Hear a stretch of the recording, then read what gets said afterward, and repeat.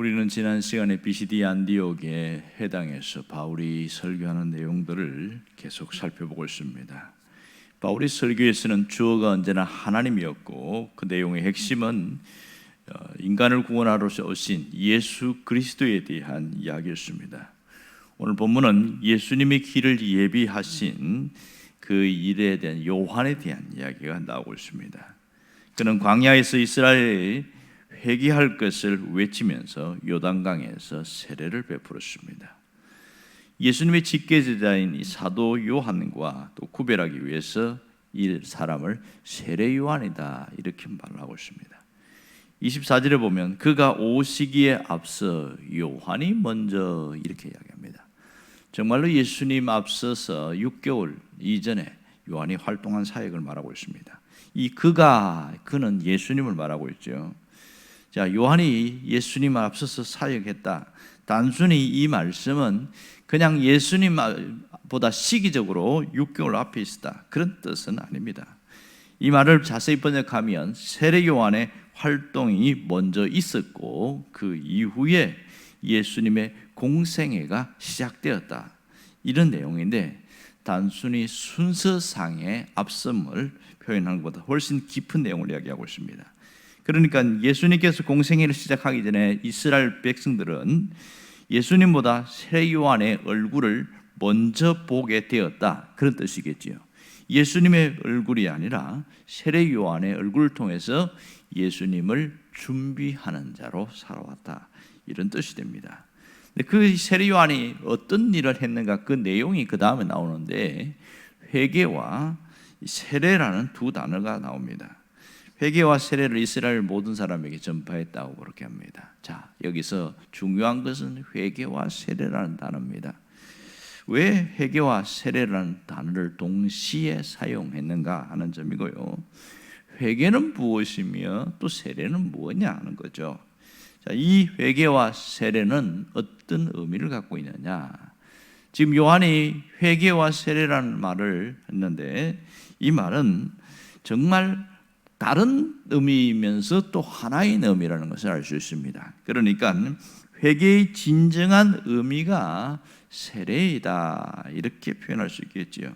마치 동전의 양면처럼 불가분의 관계에 있는 것이 회개와 세례의 관계입니다. 우리가 알듯이 회개는 돌아서는 것을 말하고 있습니다.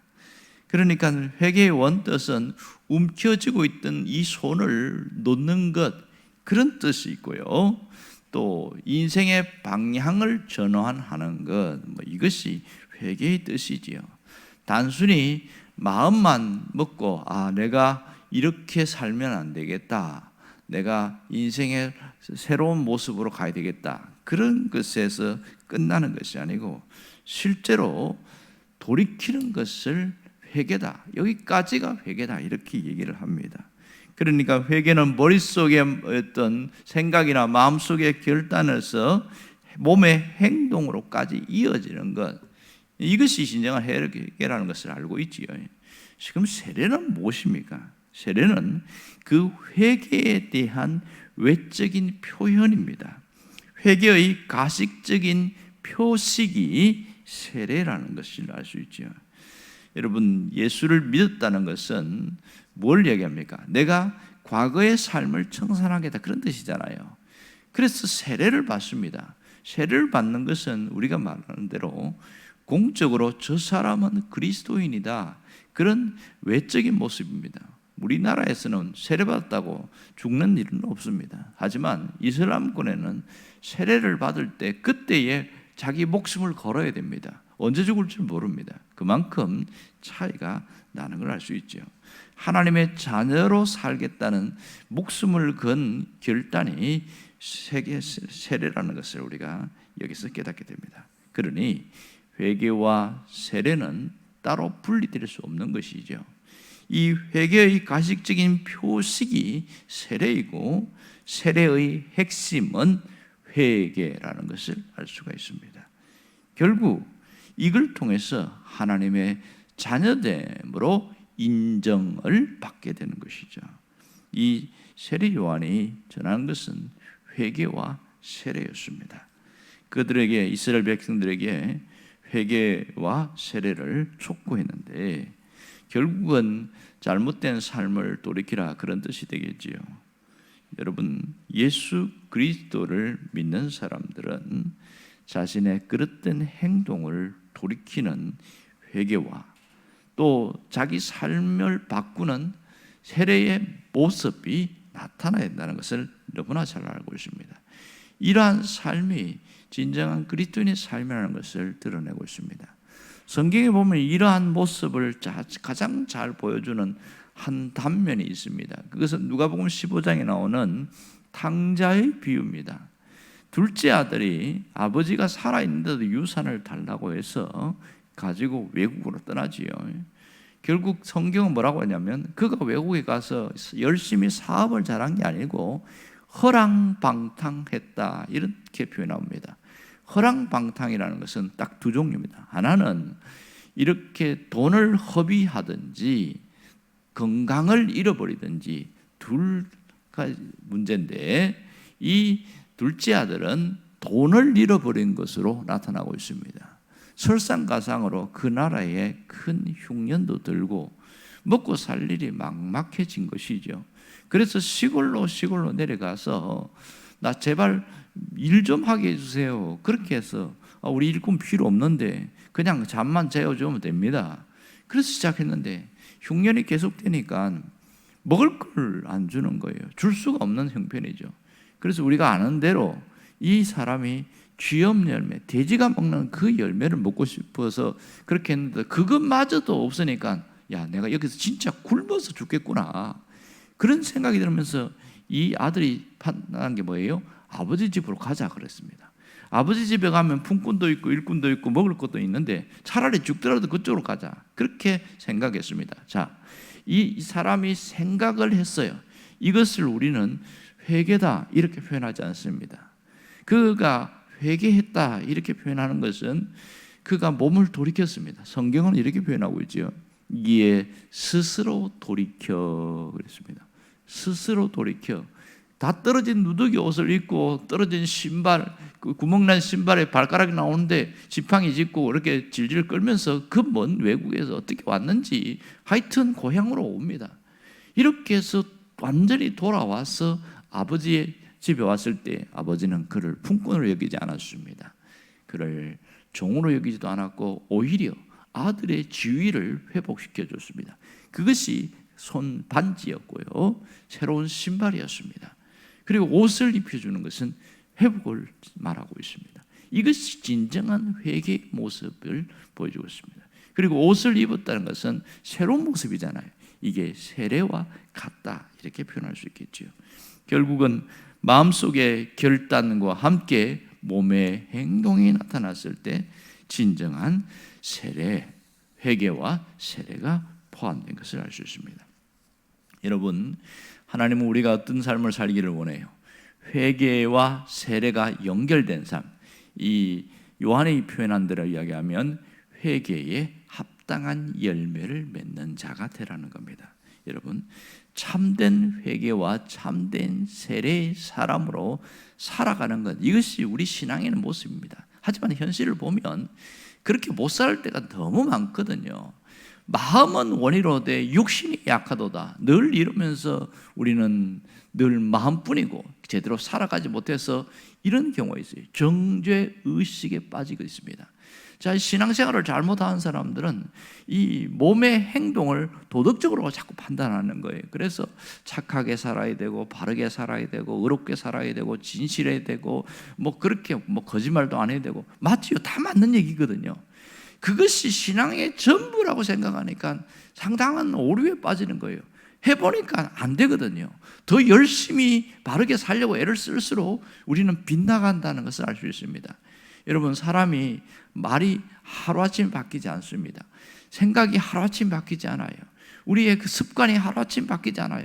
그런데 마음먹었다고 갑자기 확 바뀌면 얼마나 좋겠어요. 그렇게 안 되더라는 겁니다. 그래서 갈등하다가 두 종류예요. 여기서 하나님 앞에 회개했다가 또 갈등하다가 회개했다가 돌이켰다가 이러다가 승화되어져서 점점 좋아지는 사람이 있는가 하면 포기하는 사람이 있습니다. 어떤 사람이 많을까요? 포기하는 사람이 훨씬 많습니다. 에이, 될 대로 되라. 나 같은 인간은 안 되는 거야. 그냥 뭐 생긴 대로 살지. 이러면서 살아가는 거예요. 상당히 많습니다. 왜 그런 신앙의 어떤 그런 과정 속에서 인내의 결단과 열매가 없을까? 왜 그럴까? 이 사람은 회개와 세례의 의미를 지식적으로 이론적으로 받아들인 거예요. 회개의 사람, 세례의 사람으로 살아가는 것이 무엇인지를 몰라서 그런 겁니다. 여러분, 회개의 사람, 세례의 사람으로 살아가는 게 뭐예요? 그것은 분명한 것은 삶을 바꾸라는 것은 맞아요. 그러나 그 중심에 누가 있어야 됩니까? 예수 그리스도를 중심으로 살아가라는 것. 이게 삶을 바꾸라는 핵심인데 내가 중심이 되어서 바꾸려고 하니까 지쳐버리는 거죠. 그리고 약해지고 포기하게 되어집니다. 삶을 바꾸는데 그 중심에 누가 있어야 되냐면 예수 그리스도가 계셔야만 진짜 바뀌어지는 겁니다. 우리 마음은 내 마음대로도 안 되잖아요. 내가 결심했다고 내 마음대로 됩니까? 내 마음대로 뭔가 이루어지는 일이 있냐고요. 모든 그 신앙 중심은 예수 그리스도가 그 속에 계실 때만이 우리는 달라질 수 있는 겁니다. 그러므로 삶을 바꾼다는 것, 그것의 중심에 누가 있어야 됩니까? 예수 그리스도입니다. 그러면 내가 모든 삶을 바꾸기를 결단한다면 예수 그리스도가 중심이 되어서 살아가는 삶이 되어야 됩니다. 바울이 그렇게 얘기하잖아요. 이제 내가 육체 가운데 사는 것은, 내가 이 세상에 살아가는 것은 나를 사랑하사 나를 위하여 자기 몸을 버리신 그 하나님의 아들을 믿는 믿음 안에서 살아가는 것이다 그랬습니다. 하나님의 아들 예수 그리스도를 믿는 믿음이 뭐예요? 내 중심에 그리스도가 계신다, 그렇게 얘기하고 있잖아요. 이게 진짜거든요. 그러면 삶이 달라집니다. 언어도 달라지고 생각도 달라지고 결국 행동도 달라지는 겁니다. 이런 원리를 모르면 자기가 노력해서 삶을 바꾸려고 애를 씁니다. 그러다가 포기해버리는 일이 흔한 거예요.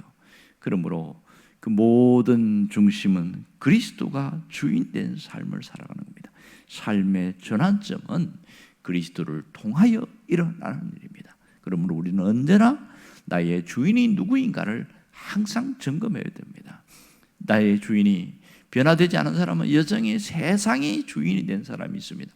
세상의 것이 자기 안에 들어와 있어서 예배당에 몸은 오지만 모든 생각이나 가치관이나 사고는 세상의 주인이 된 사람이 있습니다. 여기서 조금 더 성장한 사람은 그래도 세상의 주인은 아니에요. 가끔 예수님이 주인이 됐다가 자기 자신이 주인이 되어서 살아갑니다. 그렇게 해서 왔다 갔다 합니다. 그러나 조금 더 성화되어지고 성숙된 사람은요, 언제나 그리스도가 주인된 삶을 살려고 애를 씁니다. 어쩌다가 자기가 주인이 되기도 하지만 다시 전환점이 돼요. 체인지 됩니다. 그래서 다시 그리스도가 주인된 삶, 이것이 신앙의 진정한 모습입니다. 늘 자기 자신을 점검해 봐야 한다. 누가 주인인가? 내 인생의 주인은 누구인가? 모든 결정을 할 때에 언제나 그리스도가 주인인 사람은 주님께 물어보고 주님의 뜻 가운데 있는지 아니면 내가 원해서 하는지 그것을 판단하고 기도하고 결정을 한다는 사실이죠. 언제나 그리스도가 주인된 그러한 삶을 살아갈 수 있기를 주의 이름으로 축원합니다. 기도하겠습니다.